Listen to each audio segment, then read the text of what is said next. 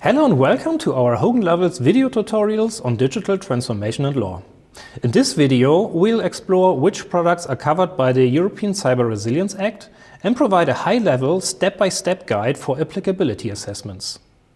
As a quick refresher, the Cyber Resilience Act, or CRA, introduces comprehensive cybersecurity standards that software and hardware devices must meet in order to be eligible for sale in the EU once the CRA enters into full effect in December 2027. If you're a manufacturer, developer or reseller wanting to understand how the CRA affects you, this video is for you. So let's get started. Step 1. Will your product be made available on the EU market? A product is only covered by the CRA if it is supplied for distribution or use in the EU as part of a commercial activity, whether that's for payment or free of charge. This includes not just products sold directly to consumers, but also those provided to businesses or organizations. If your product is intended for the EU market, it's time to take a closer look at the following criteria. Step 2. Does your product qualify as a product with digital elements under the CRA? This point is a core part of the applicability assessment. The CRA defines product with digital elements as a software or hardware product and its remote data processing solutions, including separate software and hardware components. The notions of software and hardware under the CRA are very broad. So hardware includes any physical electronic information system that is capable of processing digital data. This means in practice that devices such as laptops, tablets, smartphones, routers, drones, smart home products, or industrial machinery or control systems generally fall within the CRA's scope.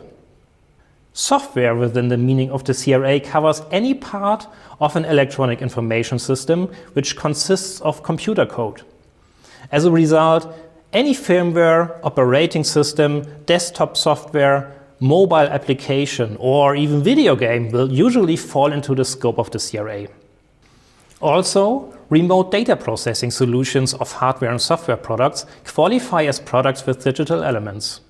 This includes solutions that allow for data processing at a distance that is essential for the operation of the product.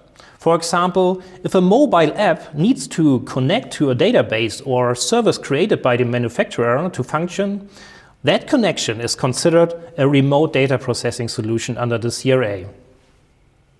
A tricky question is whether cloud services are subject to the CRA. For example, a cloud-enabled feature provided by a manufacturer of a smart home device that enables users to control the device at a distance is indeed covered by the CRA as a remote data processing solution. However, mere software, platform or infrastructure as a service cloud service solutions are typically not in scope, subject to a case-by-case assessment. Step 3. Does the intended purpose or reasonably foreseeable use of your product include a direct or indirect data connection to a device or network? The purpose of this requirement is to exclude mere offline products that cannot serve as an attack vector for malicious actors.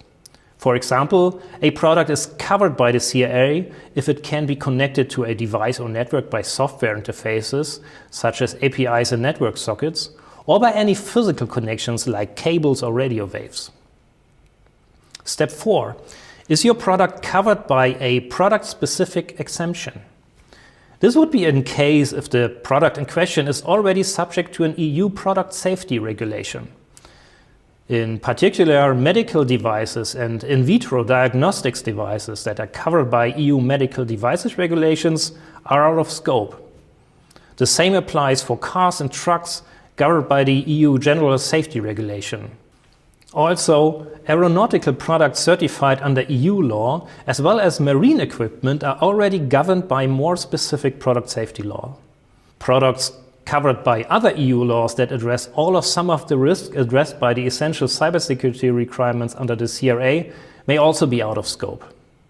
Finally, products developed or modified exclusively for national security or defense purposes are exempted. If you're a company that is active in one of those sectors, it's crucial to check your product against these regulations to determine if it falls outside the CRA scope. There's also an exemption for spare parts that are intended to replace identical components in products with digital elements. This exemption was included to ensure effective repair and extension of the durability of products with digital elements. Finally, open source software is only covered by the CRA if it is made available in the course of a commercial activity. This point was really disputed during the legislative proceedings. Basically, open source software may be out of scope of the CRA if it isn't monetized by the manufacturers for profit. Notably, the mere fact that an open source software project is funded by other companies does not automatically bring it into scope of the CRA.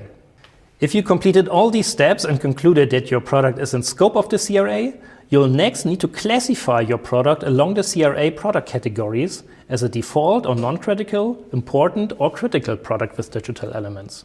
You can watch our separate video linked in the description to learn more about the CRA product classifications.